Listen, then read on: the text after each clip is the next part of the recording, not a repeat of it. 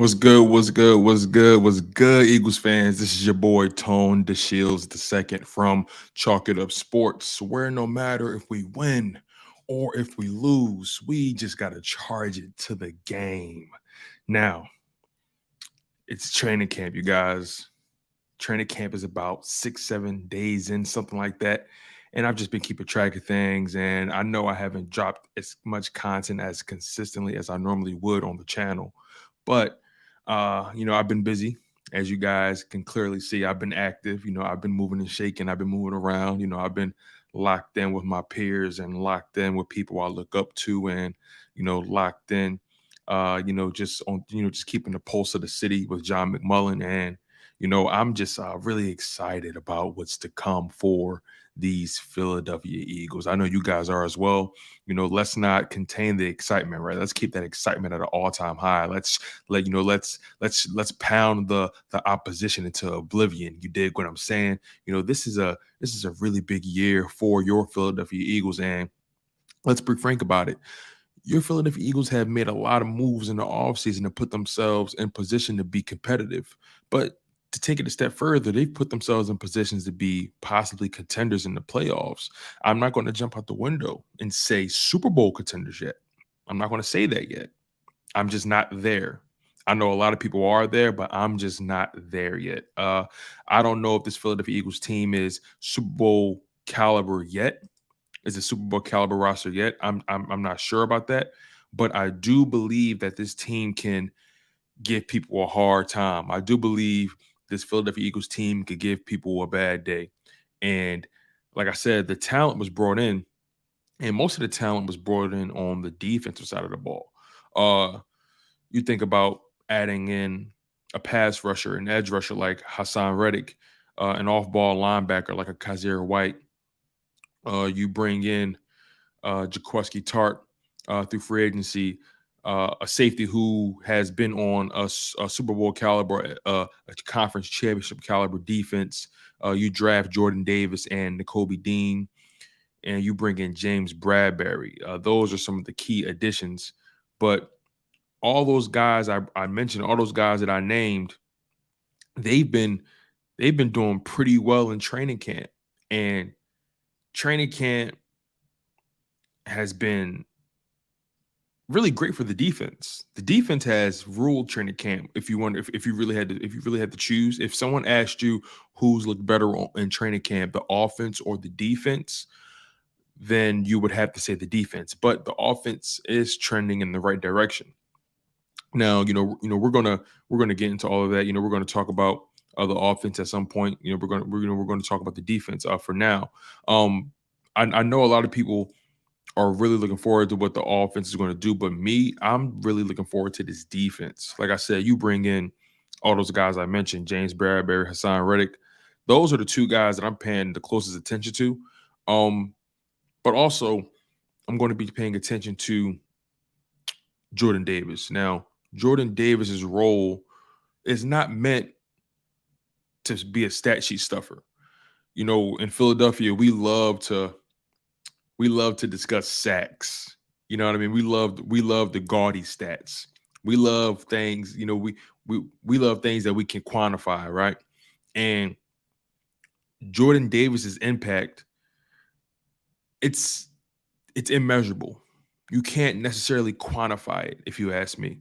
Also, you guys, before we get too deep into the content, make sure you guys smash that like button.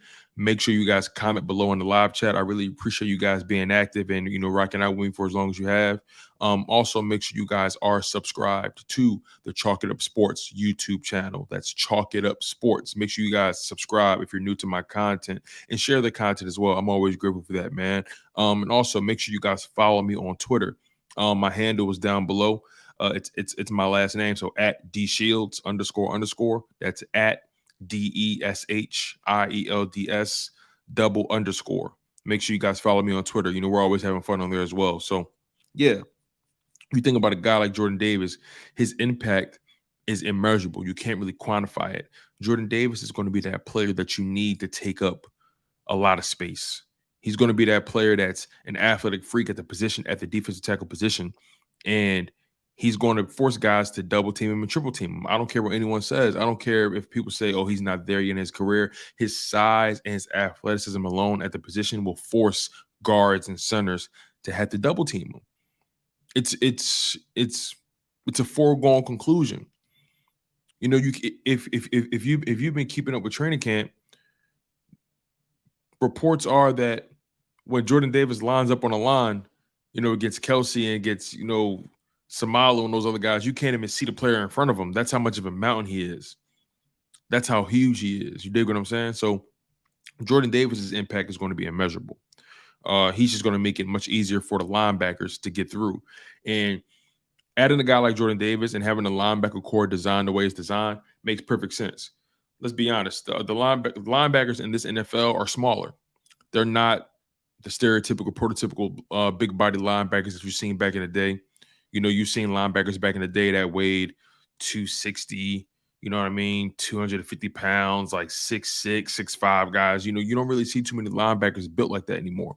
You see guys coming in at that linebacker position, sometimes 6'3", 6'4", 220 pounds. 230 pounds is a stretch, but most of these linebackers right now range between 218, 220 pounds to about 230, 235, maybe 240. You know, you're seeing edge rushers weight like 245, 250. You know, these NFL guys are more athletic. These guys are more lean. You dig what I'm saying? So, as a matter of fact, to put it in perspective, these guys are being asked to be hybrid players. You know, they need to be able to have the speed, the athleticism to keep up with these tight ends that are getting more and more athletic every single season. They need to be able to keep up with these wide receivers that are getting more athletic and more talented every single season. You know, you can't deny, you know, where the league is going. So Jordan Davis's impact is going to allow guys like Kaiser White, Nakobe Dean, who are considered to be undersized for the position, guys that aren't really big at all, but they're athletic, they're rangy. You know what I mean? They're versatile, they're multiple. He's going to be able to open things up for guys like that. And if you just look at the Georgia footage, right? Nakobe Dean's best plays came behind Jordan Davis, and I just love that combo.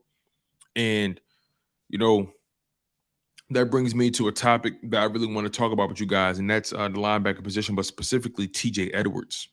Now, TJ Edwards is a player who has took his lumps in the NFL. He's 25 years old, and when he first got to the league, let's be honest, he wasn't highly sought after.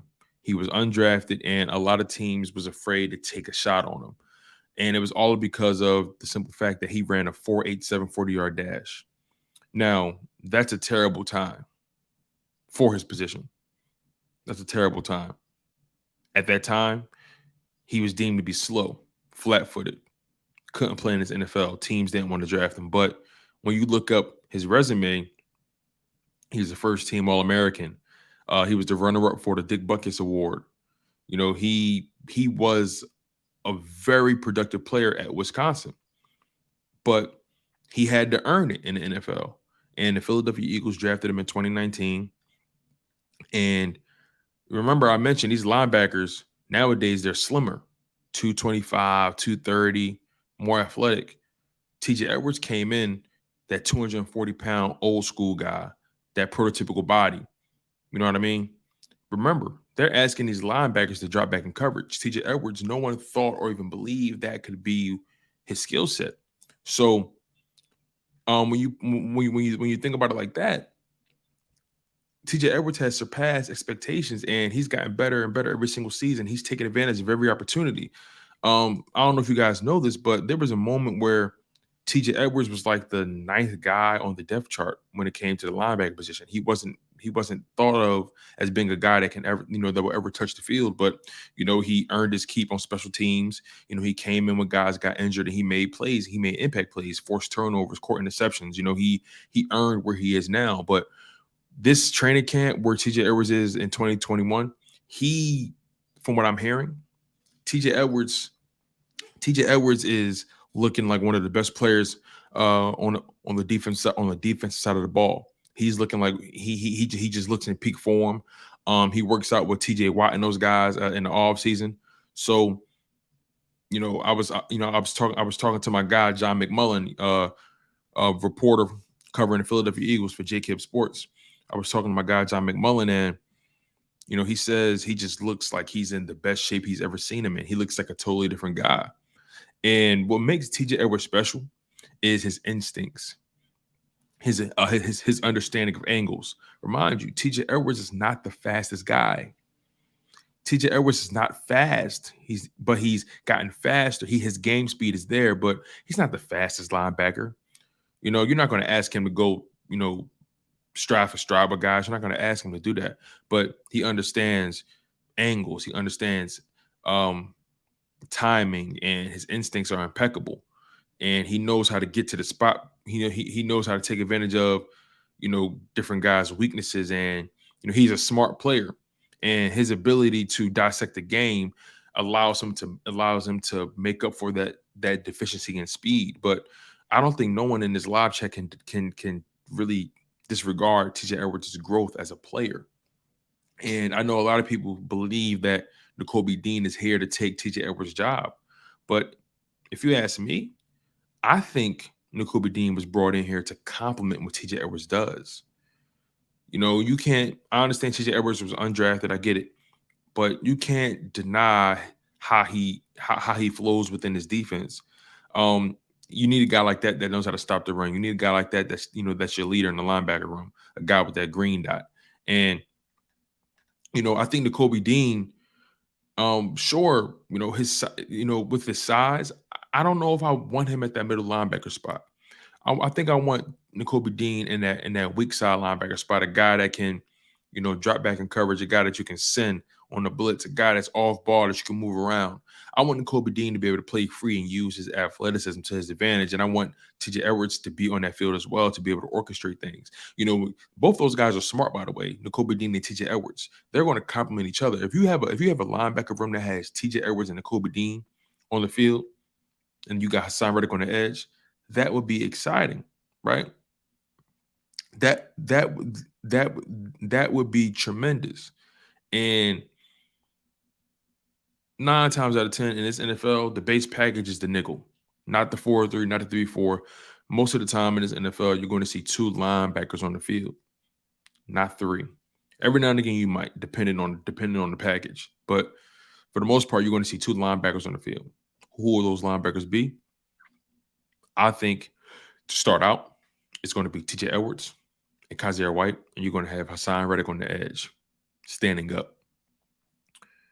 But remember, Kaiser White is on a 1-year deal. The chances of us re-signing him still up in the air. He hasn't played a snap yet for us. But, we've taken flyers on linebackers in free agency on 1-year deals. Eric Wilson to bring up a guy, and that didn't really work out. I'm not saying Kaiser White is Eric Wilson. I think Kaiser White is actually better than Eric Wilson. I think he's had a better career thus far, a young career, but a better career. But I think this team would be so much better off if TJ Edwards is middle linebacker. You start the year with Kaiser White, and then allow Nakobe Dean to outplay Kaiser White. Allow Nakobe Dean to play some snaps and then get his feet wet. Because Nakobe Dean is the project. Nakobe Dean is the long-term answer, the long-term investment. I think Nakobe Dean's ceiling is higher than Kaiser White's. So that's why I think Nakobe Dean is probably the long-term answer, and whereas Kaiser White might be the answer for this season. And again, Kaiser White, he was signed to a 1-year deal, no real commitment. So, we'll see what happens with that. And Drew Johnson, I understand what you mean, right? Kaiser does want to be here. I get that, and I'm with that. But at the end of the day, production has to come to the forefront, and it all depends. If Kaiser White plays well enough to the point where he wants an extension, it all depends on whether or not the Eagles are willing to do that. I don't know the likelihood of Howie Roseman extending Kaiser White on a multi-year deal. I don't see that happening.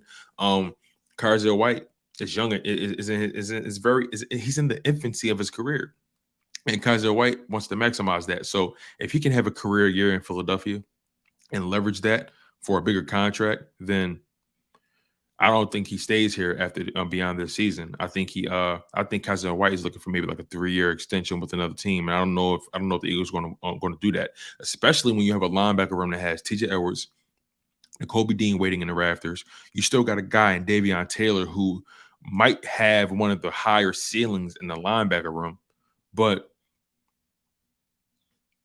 might have one of the highest ceilings in the linebacker room, but still is figuring out from an instinctual perspective. And also, I don't want you guys to think that I'm going at Kaiser White or I'm trying to minimize his contributions or I'm just trying to say he sucks. I don't think Kaiser White sucks at all. I think Kaiser White was an underrated signing slasher. So I agree with you. I think Kaiser White was one of the more needed additions. And remind you, Nakobe Dean was a luxury. We didn't expect to get him. Drafting Nakobe Dean was a luxury. Of course, the Eagles were looking at him, and they were hoping he fell to them, sure, but no one knew Nakobe Dean was going to be in the 3rd round. You know what I'm saying? So adding Nakobe Dean was a plus. That put the Eagles ahead of schedule in terms of developing that linebacker room for the long term. But don't get it twisted. I believe Kaiser White is the guy this year. And if Nakobe Dean proves otherwise, you're going to see Nakobe Dean on that field. But I say all that to say there's no chance T.J. Edwards leaves that field unless he's hurt. Something astronomical would have to happen for T.J. Edwards to not be on that field every down. But again, the linebacker room, the competition is heating up. Davion Taylor looks great in training camp. T.J. Edwards looks great. Nakobe Dean looks great. Kaiser White looks great. Everyone looks good. This linebacker room might be the most talented it's ever been. And this is a good problem to have. Too much talent. We went from having nowhere near enough talent at linebacker to having too much talent. So you got to pick your poison with that. I want to shift the conversation forward, though. James Bradberry, man. I've been hearing a lot of great things about James Bradberry. And I knew James Bradberry was going to have an impact on his team. I just wasn't sure how big of an impact. I wasn't sure if he was going to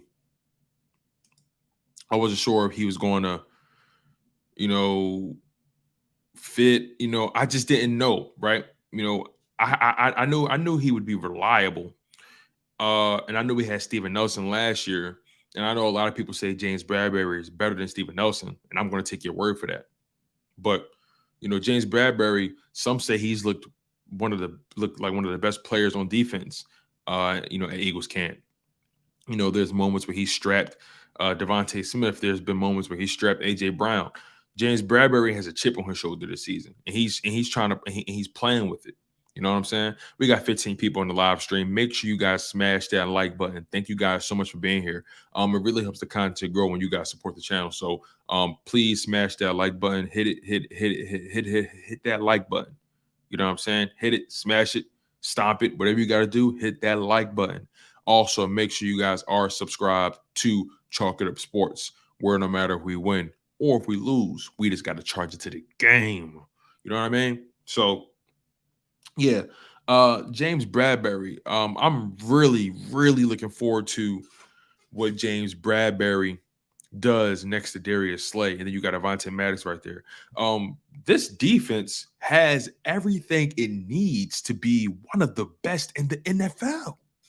They have everything they need on every level, and Marcus Epps, he looks great as well in training camp. For what I'm hearing, his body, like he's changed his body, diet, like he owns a gym. He owns a gym on the West Coast that he works out in. And I actually like that, by the way. On a side note, I love the fact that Marcus Epps owns a gym on the West Coast. He's making investments, right? He's making money when he's not, he's making money while he's making money. You get what I'm saying? So shout out to Marcus Epps and his business partners for making that smart investment. I think that's really cool that he owns a gym in California. But yeah, Marcus Epps, man, I got a feeling Marcus Epps is going to be a dog this year. I got a feeling. Like, do you guys agree? I need to know how you guys are feeling, man. Ewing says ever since the playoff game, he's been talking bad about Hurts. Oh, who you guys talking about?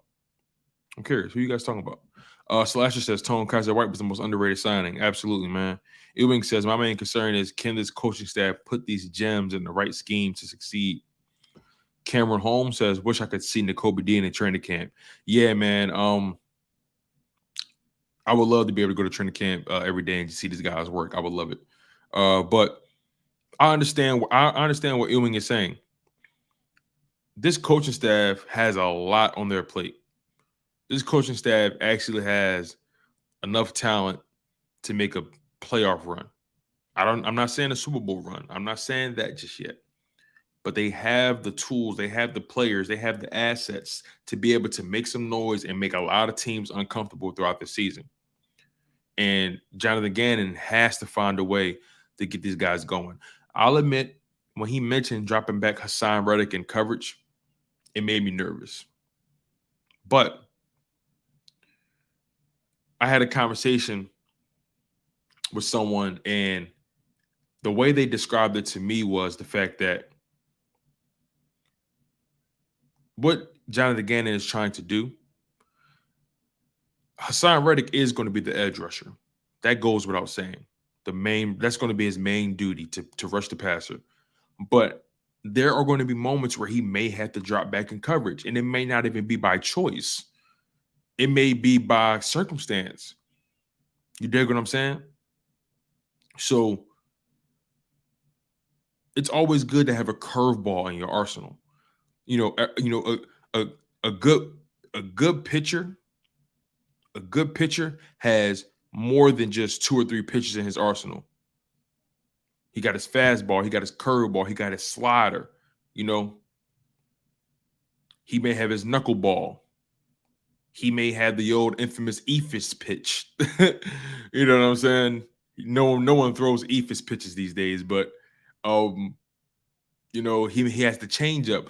Every good pitcher should have more than one pitch in his arsenal. So if you got Hassan Reddick rushing most of the time and then you throw a curveball to the opposing quarterback and he drops back, then that quarterback has to completely reprocess what's going on in front of him. You dig what I'm saying? So I just think that, yes, Hassan Reddick should be primarily an edge rusher, but there's going to be moments where he has to drop back. We can't ignore that reality. There are times where players are caught out of position because of circumstance. He may have to drop back, just to save a play. And that's where having impact plays or impact players comes in. See, this defense now has impact players on all levels for the most part. You got impact players on the defensive line. You got impact players in the linebacker room. You got impact players in the DB room. You have impact players on essentially all 3 levels. Darius Slay, James Bradberry on the 3rd level. Then you got Kaiser White, Hassan Reddick. You know what I mean? You got Jordan Davis, Fletcher Cox, Josh Sweat. This team has impact players on all 3 levels on defense. Jonathan Gannon just has to get it together. He has to put together. Is this defense a top 10 defense right now? I would say so. Can they be top 5? That remains to be seen. I think based off what happened last year, and I think based off of what happened last year and the talent we added, I think this team does have a top 10 defense. They do. I think they do. I think they do. But make sure you guys smash that like button. Make sure you guys are commenting below in the live chat. I really appreciate you guys. Curly Green says, "I hope you're not talking about Jalen Hurts, sir." What do you mean? I'm confused. I'm confused, Curly. Nina Austin, what's going on, my sister? She says JG is coaching for a head coaching job. That's true. Andre, why can't you hear me? Turn your volume up. Turn your volume up, my man. Everybody can hear me.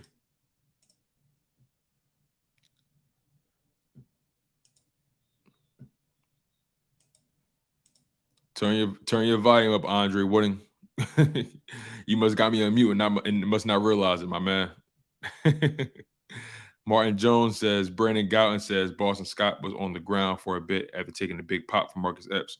Walked off on his own power. Wow.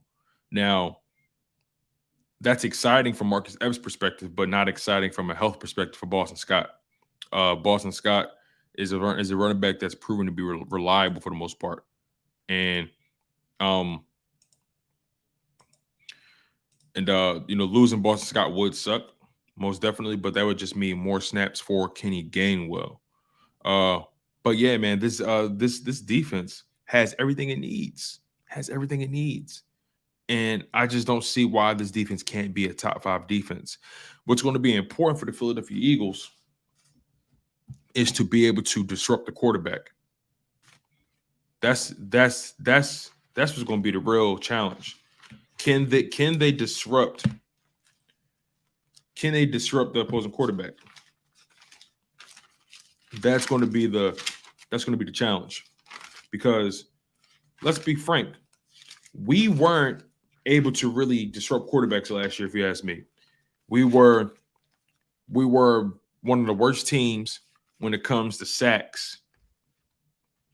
We were one of the worst teams when it came to rushing the passer. We get pressures, but we couldn't get home. That was the issue. Let's put it in perspective, right? This offense averaged 26 points per game last season, which means they were ranked 12th in the NFL. Now, the Eagles didn't really have a problem moving the ball. They didn't really have a problem putting points on the board. But the Philadelphia Eagles did have issues sustaining drives at times. And they weren't the most efficient scorers. You dig what I'm saying? The Philadelphia Eagles weren't really efficient scorers in 2021. But they managed to put points on the board somehow, some way. Ranked 12th in the NFL with 26 points per game. That's playoff worthy. Not Super Bowl worthy or contender worthy, but playoff worthy. That's a wild card spot, being 12th. But there were times where the offense would get a lead and the defense would give it up. That was the issue. Like there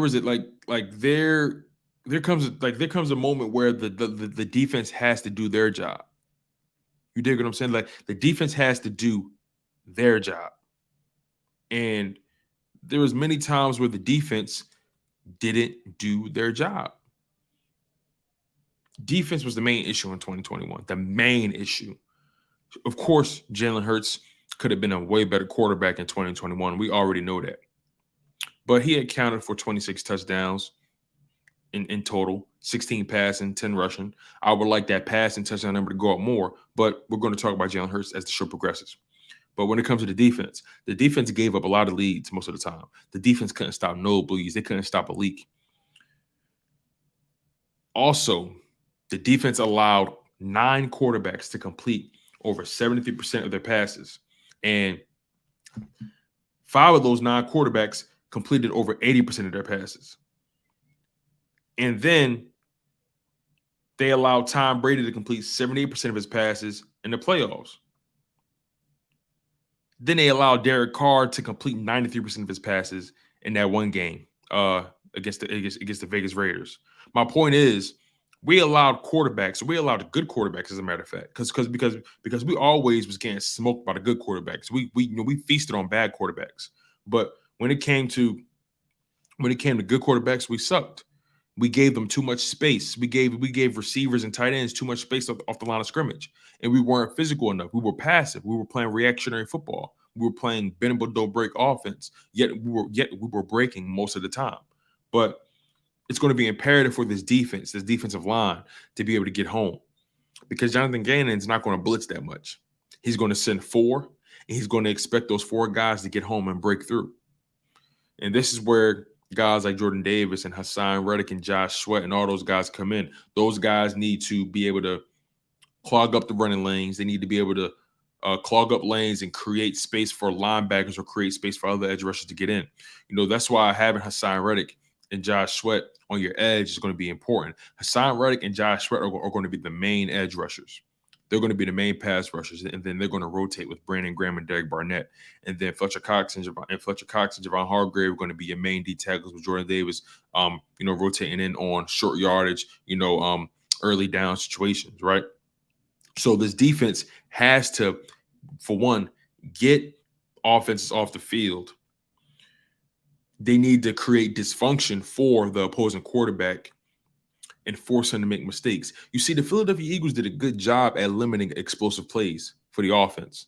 They did a really good job at doing it. They were one of the best teams in the NFL when it came to limiting the opposition from having explosive plays. That's good. But when you're allowing the opposition, when you're allowing the opposing offense to constantly sustain drives, when you're allowing them to constantly move the ball on you, have 80-yard, 90-yard, 14, 15-play drives, your defense is getting tired out. And that bend but don't break defense doesn't make sense. That only works when you're able to force the opposing quarterback to make a mistake. And that wasn't the case. We weren't forcing quarterbacks to make mistakes. If the quarterbacks make mistakes, then our style of defense works. But we weren't able to get home, meaning that we couldn't knock the quarterback off his spots, meaning the quarterback was able to sit back there, knit a sweater, make tea, bake some cookies. He was able to do whatever he wanted in that pocket and then deliver the ball whenever his wide receiver got free. And it was, I can't put it all on the DBs. DBs can only guard these wide receivers but for so long, before a pass interference call gets thrown. So the defense got to be able to get home, period. The defensive line especially got to get home and make it easier for these DBs and then create short fields for the offense. How often did Jalen Hurts in that offense have to go the entire field, 80-yard, 90-yard drives? 75-yard plus drive. Like, how often did Jalen Hurts in that offense start on their own 20, start on their own 15, their own 10, their own 25? How often did that happen? I want you guys to comment below because it really happened a lot. Shout out to my man Ray Bello with the $1.99 super sticker. My man, appreciate you so much. Shout out to Ray Bello, man. Been rocking out with the content, real loyal. Make sure you guys smash that like button. Shout out to my man Ray Bello. But yeah, the Eagles were one of the worst teams. They were one of the worst teams. And hey, y'all, I'm about to block Curly. He just trolling at this point. But anyway, there comes a point in time where your defense got to step up, and defense didn't step up at times. That's the reality. Defense got to be more consistent. They got to have more impact plays, right?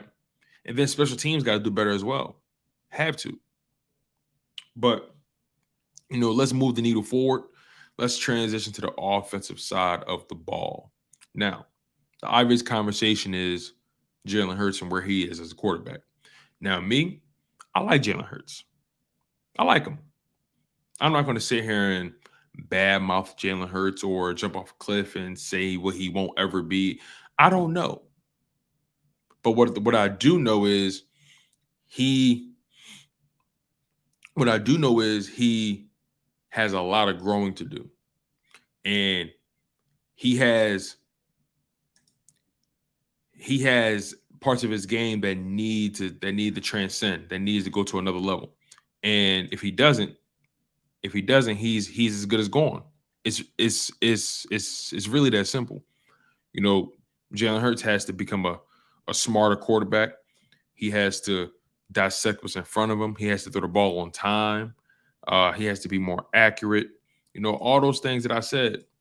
But, a lot of people like to make it about his arm power. I don't think it's about his arm power at all. I don't think it's an arm strength issue with Jalen Hurts, if you ask me. I just don't think that. I think it's a timing issue with Jalen Hurts. Jalen Hurts doesn't have the best timing at that quarterback position. And that's where most of his mistakes happen, because he either threw the ball too late or he didn't throw it he just didn't throw it quick enough. So right now, if I had to rank Jalen Hurts in the NFL from a quarterback perspective, I would have to put Jalen Hurts in that 15 to 20 range. I'm not really sure where. I would have to actually rank him, but I think Jalen Hurts at this juncture in his career, he's ranked in that 15 to 20 range. And if he can find a way to get into that 13 to 10 range, if he can do that this season, it's going to be huge. It's going to be huge. And let's be honest, this team has a lot of talent. You bring in AJ Brown, to complement Devonta Smith, to complement those other guys as well, Dallas Goedert, Miles Sanders, Quez Watkins. You bring in AJ Brown to complement those guys, then Jalen Hurts doesn't really have to be elite this year. He doesn't have to be. A lot of people feel like he has to. That's not the case. With this much talent, he doesn't have to necessarily be an elite quarterback this year. He has to be good. He has to be good. He has to be good. So that's pretty much how I feel about him. Like I'm not going front. I want Jalen Hurts to succeed. I genuinely want Jalen Hurts to succeed. You know what I mean? Anybody that's quarterbacking for the Philadelphia Eagles, I want them to succeed. That's my want. That's my desire. Whoever is the quarterback. And guess what? If Jalen Hurts is not the guy, he's not the guy. That's okay. That's what people don't understand, right? Like if Jalen Hurts is not the guy, people act like, oh my God, it's okay. This team is still in position to be all right. Like we didn't give him a contract. You know what I mean? Like it's not like we owe him a lot of money. You dig what I'm saying? It's a wait and see situation. And a lot of people are so afraid to wait and see. Like people are like when people, and look, I want to also say this too. I want to try to put it all on game. I'm going to try to put y'all on notice. Just because you have an opinion about somebody or you have a criticism, it doesn't mean that you're hating. I want to make that clear too. It doesn't mean you're hating because you have a critical analysis of someone. You can tell the difference between hating. Trust me, I've seen real hate. And some people just throw hater around because they disagree with somebody or because somebody don't agree with them. Everyone's not a hater. Some people are just calling it how they see it. And I respect that. I respect that. Call it how you see it. Hating is when you talk about hating is when you're like disrespectful. You dig what I'm saying? Hating is even when someone does something good, you're still saying, well, they still ain't do this. That's hating. That's hate. That's hate. If I say, wow, man, I just made my first 100 subscribers, and someone says, well, I mean, you ain't hit 500 though, that's hate. That's hate. You know what I'm saying? Like if you say, wow, man, I just made my first $1,000 in my small business. That's so dope. And somebody hit you with, yeah, I mean, you could have made more. I mean, $1,000, that ain't much. That's hate. So like people need to stop confusing hate with critic. Like it's okay. It's okay to have a more positive opinion of Hurts. It's okay to have a more pessimistic opinion of Hurts. But for somebody to just jump out the window and just disrespect him and say what he never gonna be and he trash and that's hate, in my opinion. To dissect the game, dissect his flaws, and say how he needs to improve, I don't think that's hate. I think that's just constructive criticism. But me, like I said, I want Hurts to succeed because if he does, excuse me, I want Hurts to succeed because if he does, that puts the team in a better position. From a drafting standpoint, we won't have to waste a pick on a quarterback. But like I said, I like Hurts as a player. I like him as a person.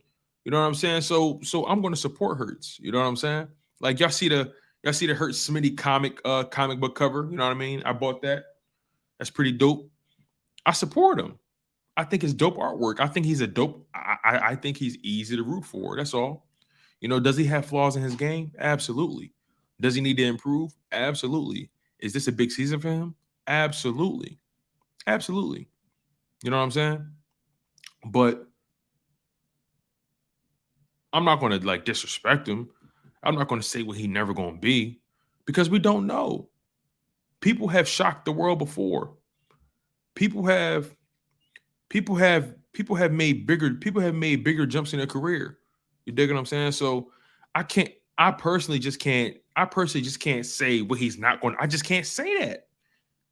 He has flaws in his game, like any young quarterback does. Is he behind the eight ball when it comes to guys like Justin Herbert and Joe Burrow? Yeah, he's not. He's not on their level. That's a fact. That's not hating. That's the reality. He's not on Herbert's level. He's not on Joe Burrow's level. You know, he's not on who else is a young quarterback that's really good? He's not on Lamar Jackson's level. You know, he's not on Deshaun Watson's level. He's not on Russell Wilson's level or Pat Mahomes. He's not on Josh Allen's level. He's not there yet. Some quarterbacks take a little longer to develop. Not every quarterback is going to be the best of the best of the best. It's not possible.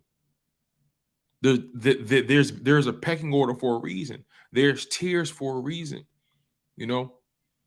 But there are guys who aren't the most talented, but they've been the most successful. You see, that's what people fail to realize. People don't want to talk about that. They want to continue to talk about what Hurts can't do or what he won't ever do. But the best players don't win the championship at the end all the time. Aaron Rodgers is the best quarterback in the NFL from a talent perspective. But does he win the Super Bowl every year? Hell no. He has one. He has one Super Bowl to show for his entire plethora of MVP seasons. And, you know, he has one Super Bowl. To win a Super Bowl, it takes a village. It takes a team. It takes a camp. It takes a tribe to win a Super Bowl. Does it help having an elite quarterback? Of course it does. It ups your chances like no other. You're always a contender if you have an elite quarterback. You're always a contender. But sometimes teams have to settle for quarterbacks that aren't necessarily elite, but they're good or very good. And they have to rise to the occasion with their intangibles, such as being leaders and having a will that can't be matched. And you have to surround them with talent. Think about the Dallas Cowboys. Make sure you guys smash that like button. Also, make sure you guys are commenting below and make sure you guys are subscribed to the Chocolate of Sports YouTube channel. But think about the Cowboys for a second. Dak Prescott is not elite. He's good to very good. And they understand that. They surrounded him with Amari Cooper at the time, CeeDee Lamb, Michael Gallup, Ezekiel Elliott. You know what I'm saying? Tony Pollard. They gave him they got him a really, really good defense. You dig? So when you have a quarterback that's not the most talented, you have to supplement that with surrounding him with players. But the only way you can do that is if you are physically able to do so. And that's where the Cowboys went wrong. They locked up too much money with Dak Prescott, and now they're kind of cap strapped and they're limited in with what they could put around him. That's why they traded Amari Cooper. Remind you, they sent a first-round pick to the Raiders for Amari Cooper. And then they ended up trading him to the Browns for like a third-round pick or a fourth-round pick, something like that. And Amari Cooper is still a very, very, very productive wide receiver. That's how much leverage they lost when they had, when they decided to pay Dak Prescott and Amari Cooper all that money and Ezekiel Elliott all that money. They lost leverage. Teams knew they couldn't afford him, so they lowballed the Cowboys, and the Browns got him for a cheap asset, a third-round pick for Amari Cooper. That's a steal. Cowboys got robbed. But I don't want to get too far away from my point. My point is, when you have a quarterback that's not the most talented or maybe they're not the most naturally gifted, but he's a hard worker, you have to surround him with talent. And that's where Jalen Hurts is right now. Jalen Hurts is not better than Dak Prescott. He's not right now. Can he be? Possibly. Possibly. It all depends. But I'm more concerned about winning. Can Jalen Hurts win? Can he find ways to win? Can he make the throws needed to be successful? Can he throw his team out of a hole? If the Philadelphia Eagles are down 10 points in the fourth quarter, can Jalen Hurts will his team to victory? That's going to be the barometer for me. That's how I know. Listen, forget the stats. Forget how many yards he throw for. Forget touchdowns. Forget all of that. I need to know, how will you respond when the situation arises? How will you respond when the demons are at your doorstep? Can you slay the dragon at the top of the mountain? You dig what I'm saying? That's what I'm paying attention to. ZX11 says, afternoon room from Maryland. Hey, what's going on, Ryder? Holding it down for Maryland. Ryan Rowe, what's going on, my guy? Rock the Artist says, Hayden is putting hers down. Ewing says, Gannon got me worried. I completely understand, Ewing. Like, Jonathan Gannon is someone who hasn't really earned my trust. Rock the Artist, my guy. Cameron Holmes, what's going on? He says, Gannon is trash, though. That's undeniable. He also says, a successful season for Hurts would be to win the division and get his first playoff win. I would agree with that. I would agree with that for sure. I think it's imperative for Hurts to be able to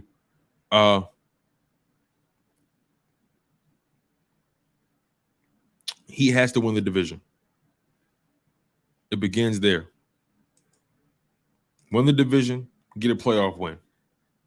That's where I'm at with it. Like I said, I don't care. Listen, he can never throw for 4,000 yards ever. But if he makes the right reads, makes the right throws, he's a winner. He gets it done. How can you hate on him? You see, the problem is, growth and success are the enemies of comparison. When you're constantly comparing guys, you kind of lose sight with what you really have. And Jalen Hurts is someone who has a lot of improvements to do. But like I said, if Jalen Hurts doesn't have to be the most talented quarterback in the NFL to win a Super Bowl. That's my whole point to people. You don't have to be the most talented quarterback to win a Super Bowl. You don't. Tom Brady was never the most talented quarterback in any point in his career. Somebody tell me different. At any point in his career, Tom Brady was never the most talented quarterback. Never. Yet he has 7 Super Bowls. Some people may disagree. But me personally, I don't think Tom Brady was the most talented quarterback at any point in his career. Like, he's the greatest quarterback of all time. Yes. He's had, he has MVP seasons for sure. But being the most talented is different from being the best. You know what I'm saying? It's different. And Tom Brady is and look, I'm not comparing Jalen Hurts to Tom Brady. People find these weird ways to say, "Oh, you compare him." That's not what I'm doing. All I'm trying to say is the fact that you don't have to be the most talented to be the most successful. I'll put it in perspective like this. Me personally, when it comes to this content game, when it comes to this, this sports commentary, I don't think I'm the most talented guy. I don't. Maybe I'm being too humble. I don't know. I think I'm one of the hardest working, though. I think I work hard. I think my work ethic is unmatched. I think my desire to win and to be successful is unmatched. I think my commitment to the game is unmatched. But there are guys that are more talented than me, for sure. There's some guys that look at them like, whoa, I see it. And maybe I'm as talented as them, but I'm not. I try to look at things a little differently. I like to study people. You dig? So Jalen Hurts is a guy who has a lot riding on the season, as we all know.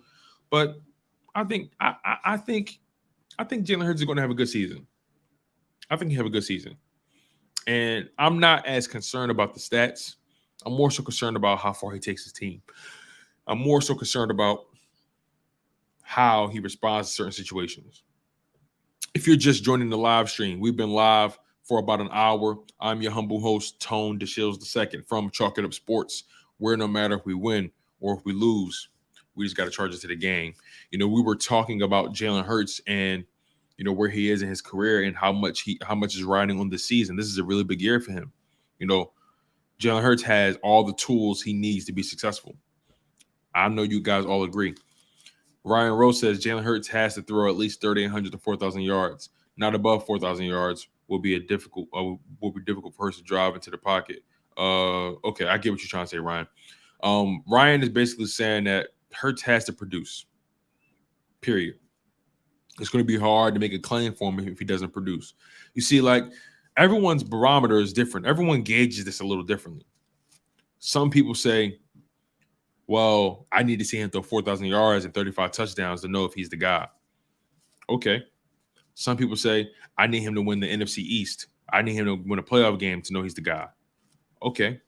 Some people say, I need to see him make those strides in his technique, his fundamentals, and his footwork and his mechanics in games. That's how I know if he's the guy. Okay. You see, everyone has their own way of judging this guy. But at the end of the day, if you're an Eagles fan, you want him to succeed. You feel me? You should want him to succeed. Like, I will never understand the Eagles fans that are preying on his downfall. That's what I don't understand. Like, and you know what's so crazy?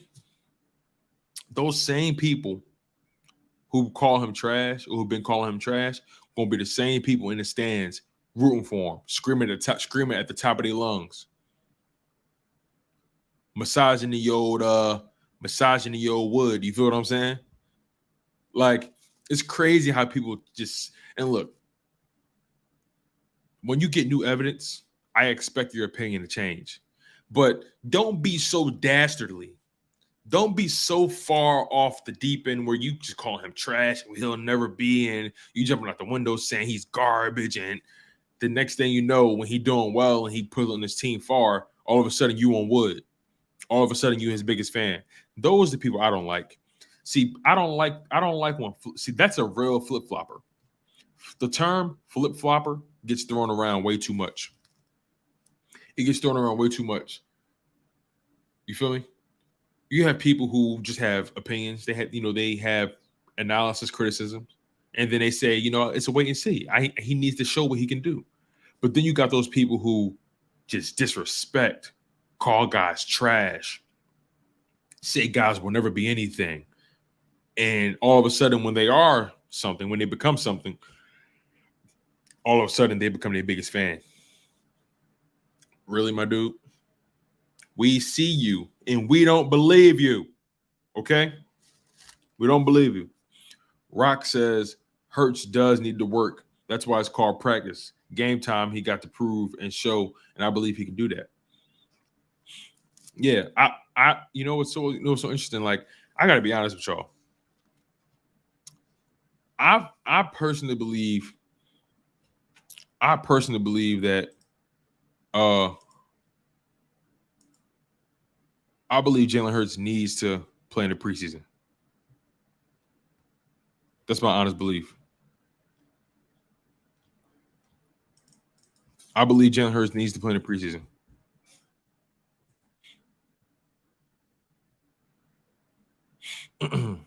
All right, let's see, because I keep hearing reports about Devonta Smith.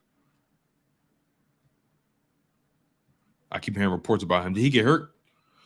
Let me see. Jalen Hurts is targeting Edge Brown a bunch, and that trend continued. There is especially done to asylum. Okay, so Devonta Smith has a slight groin injury. How serious is that? Let me see. I need to know how serious that is. Oh, okay. So he didn't get okay, no, okay. All right, so here it is, you guys. So Devonta Smith,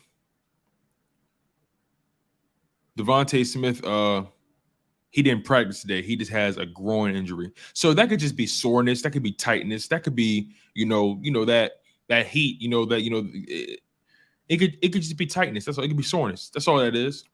It's not that serious, you guys. Not that serious. Not that serious. It could just be a little tightness. No worries, no big deal. It could just be a little tightness.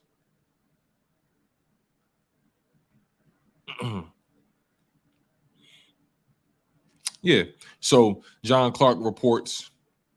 He reports that Devonta Smith missed training camp practice today with a groin issue. Nick Sirianni says the Eagles are just being cautious with him. So look, you guys, don't stress.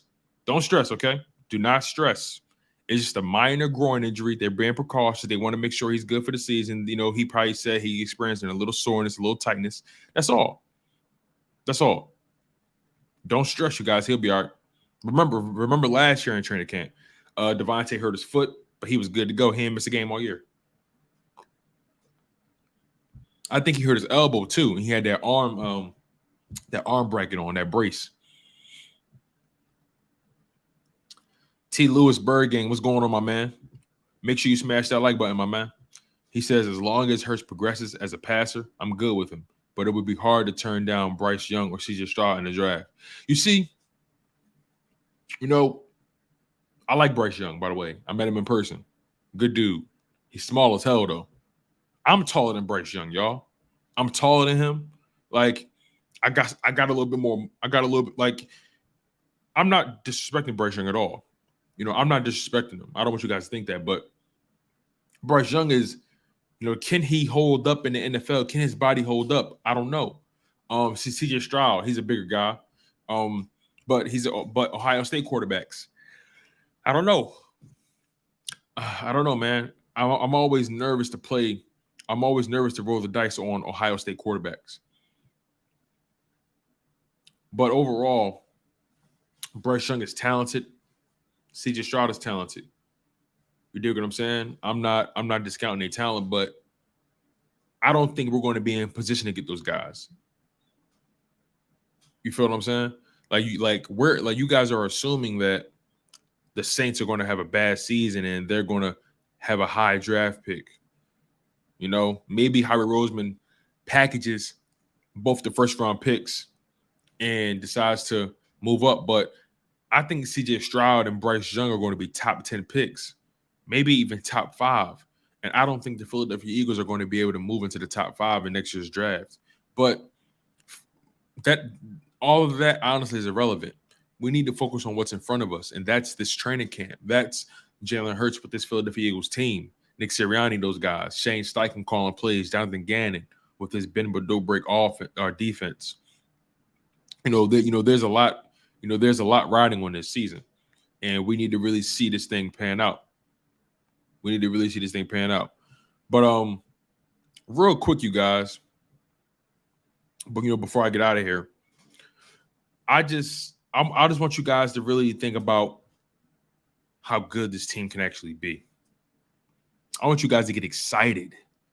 I want you guys to understand that this is the season where we punch people in the mouth. You dig what I'm saying? Like, I don't care what nobody say. I don't care what any analysts or I don't care what anybody say. This Philadelphia Eagles team, you better watch your back. Cuff your chick. You dig what I'm saying? We coming. And if you think any less, step off. If you nervous about this season, step off. It better be that good nervous. It better be that excited nervousness. But if you got doubts, if you ain't with the squadron, if you ain't with the team, back up. Wait, what my man T.I. saying in ATL when Nunu tried to get close? He said, watch out. You feel me? Like, y'all better get in formation. Y'all better buckle up. This season gonna be a hell of a ride. There's no reason why y'all shouldn't be excited about this season. Are you kidding me? A.J. Brown, Devonta Smith, Hassan Reddick, Fletcher Cox, Darius Slay, James Bradberry, Jalen Hurts, Miles Sanders, Quez Watkins, Dallas Goedert. There's no reason you shouldn't be excited about this Philadelphia Eagles team. I'm telling you, I think I got a feeling, y'all. Marcus Epps, he gonna have a season. He's gonna have a season. I'm telling you. I feel like Marcus Epps gonna have a season. I don't know what it is. I feel like Marcus Epps gonna be the defensive, he's gonna be the defensive standout. I got this feeling about Marcus Epps, yo. Y'all tell me, man. Marcus Epps is somebody that I'm so high on, and The way he plays the game, the way he takes care of his body, like it's just. I think Marcus Epps is a sleeper. He's a sleeper. Hey, listen, I got a hot take for y'all. I got a hot take. I got a scolding hot take. Marcus Epps will lead the Philadelphia Eagles in interceptions. That's a hot take. That's a hot take. Marcus Epps will lead the Philadelphia Eagles. Will lead the Philadelphia Eagles in interceptions. That's my God honest belief. Like, am I tripping? Am I tripping? Tell me if I'm tripping.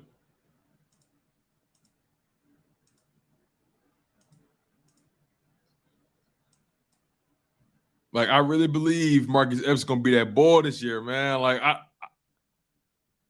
I'm excited about that. I'm really excited. Like Marcus Epps is one of those guys I'm really excited to see, man. I gotta ask y'all a question. Who do y'all think is going to lead the Eagles in interceptions? Who on the defensive side of the ball got y'all most excited? Comment below. I want to know on defense who got y'all most excited. Who are you guys looking forward to the most? Smash that like button. Make sure you guys comment below. Who on defense are you looking forward to seeing the most?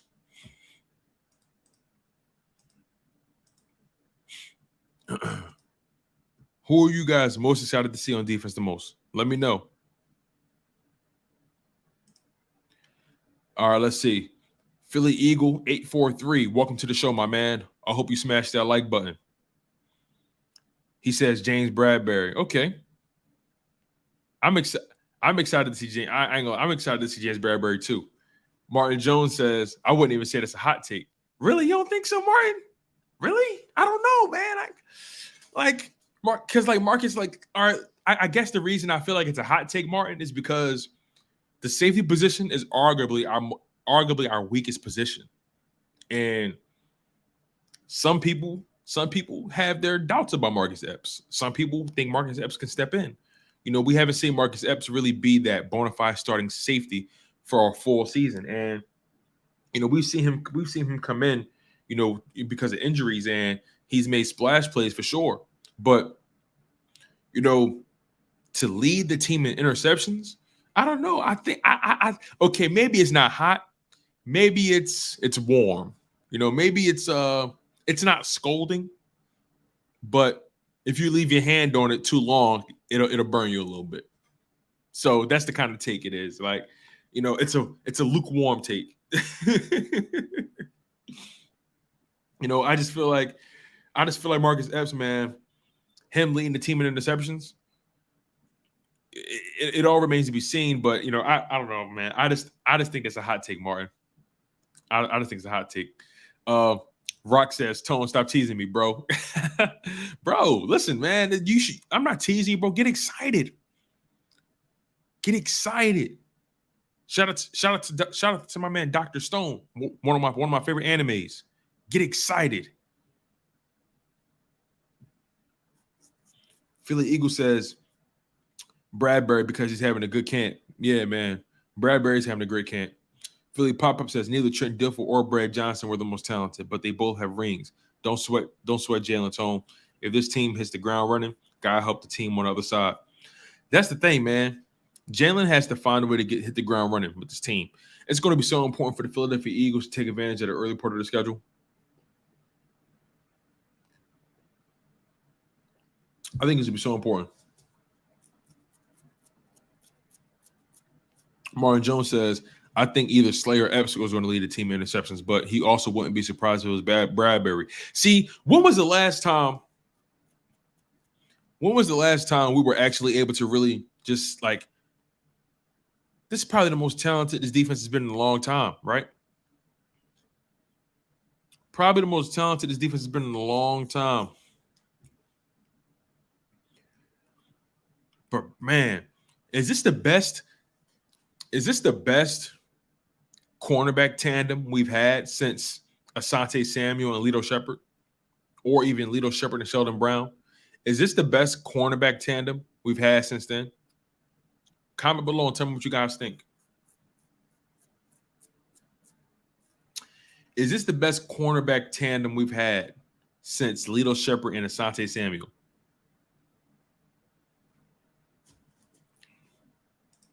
Because Jalen Mills and Ronald Darby don't compare to these guys. Sidney Jones and Ronald Darby don't compare to these guys. You know, Russell, shout out to Russell Douglas making a name for himself in Green Bay. But, these guys, man, James Bradberry, Darius Slay, Avonte Maddox, this is the best cornerback trio we've had in a long time, a very long time. And it's going to be imperative for them to live up to expectations. It's going to be imperative for Jonathan Gannon to put this team in position to succeed. Imperative. Hey, real quick, I want to get y'all thoughts on Jalen Reagor. Jalen Reagor is a player who consistently seems to find himself on the wrong end of things. Now, for what I'm hearing, he's having a good training camp. From what I'm hearing, but we've heard that all before, right? Excuse me. We've heard it all before. Like Jalen Reagor, he's had exciting training camps before, and it's never translated. He pump faked this last year. I ain't gonna lie. He pump faked this last year. Remember, week 1, he had that touchdown. We thought, Jalen Reagor has arrived. We thought Jalen Reagor finally figured it out. Nope. No way, no how. No way, no how. Ewing says he believes Jalen Reagor needs a mentor. Well, what better mentor do you have when you got A.J. Brown right there? And you know what I'm saying? Like, I don't understand what more can you ask for. You're surrounded by guys that respect the craft, are masters of their craft. They take their craft seriously, and they want you to be great. Jalen Reagor is just too much in his head. He's too much on social media. Like, he's just an emotional wreck right now. And Jalen Reagor will never succeed if he continues to allow noise to permeate his mind. He can't be successful if he continues to keep looking over his shoulder. Play football, man. This is the game you grew up playing. This is the game you love, right? Step up. Don't just be a training camp guy. Be a regular season producer, man. Like, if Jalen Reagor can figure it out, this wide receiver core would be dangerous. It'd be dangerous if Jalen Reagor could be a threat. It'd be dangerous because Jalen Reagor has talent. I'm not going to sit here and say Jalen Reagor has no talent. He has talent. Let's make it very clear. Jalen Reagor has talent, but he can't get out of his own way. He got the yips. He got like his mentals is all jacked up. Martin Jones says we actually played against Reagor in high school. Word? Martin Jones, you from Texas? Because I think ain't Reagor from Texas or something like that? He went to TCU. Ain't Reagor from Texas? Yeah, like Jalen Reagor, his career has been a disappointment. And now he's battling for a roster spot as a first-round pick. That's crazy. To be a first-round pick battling for your roster spot. I mean, it's not unheard of. It's not beyond the realm of possibility, but it's just the fact that you allowed that to happen. This team could be so much better if Jalen Reagor took his game to another level. This offensive attack could be so much better. It could be dangerous. I don't know, man. Were or are our expectations too high for Jalen Reagor? Because at this point, we're not even asking for a 1,000-yard season. We're asking for him to give us about 600 yards, 700 yards, maybe like 4 or 5 touchdowns if he can do that. You know what I'm saying? Like, we're not even asking for him to give us the world. We asking for him to be productive, reliable. Matter of fact, above all else, we're asking for him to just be reliable. We're asking him to just catch the ball when it's thrown to him. I don't understand. I don't understand it. But, you know, Zach Pascal has been dealing with the illness. Quez Watkins was dealing with the illness. Does that leave space? Does that leave space for Jalen Reagor? I don't know. Does it leave space for Jalen Reagor to get through with Quez Watkins and Zach Pascal dealing with illnesses? Can Jalen Reagor make this roster? I think he will be on the roster because Howie Roseman, his ego is involved, and he's not going to let a first-round pick walk out the door, or he's not going to cut him. He's not going to do that. But, you know, Jalen Reagor has a tall hill to climb. A tall hill to climb, and I just don't know if he has it. I'm sorry, you guys. Like, I don't know if he has it in him mentally or emotionally. I just don't know. I just don't know. Because he hasn't shown that he can block out the noise. And you know what? I try to put myself in his position, right? I try to imagine what it's like to be running down the field with a DB draped all over you, and that quarterback throw that ball to you, and the arena goes quiet, waiting for you to catch the ball, and you drop it, and it was in your hands. Man.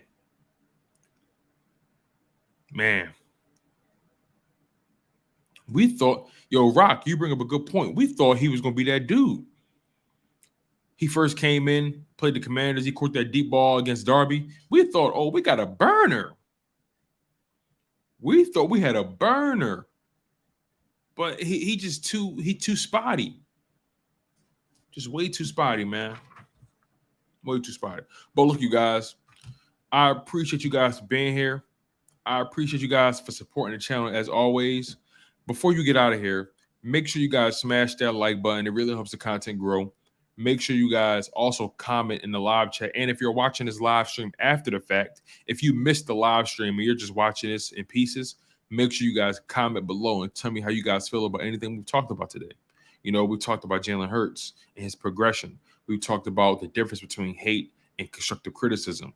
You know, we talked about this defense and the guys that are going to stand out and getting pressure to the opposing quarterback. You know, we talked about a lot of things today. We talked about training camp.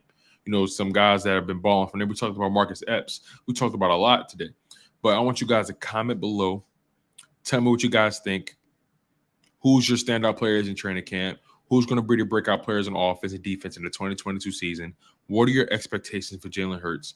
Comment below. Smash that like button. And please, please, please tell me what you guys think. I'm your humble host, Tone DeShields II from Chalk It Up Sports, where no matter if we win or if we lose, we just got to charge it to the game. One love, stay humble, stay healthy, and most importantly, stay hungry. And fly, Eagles, fly.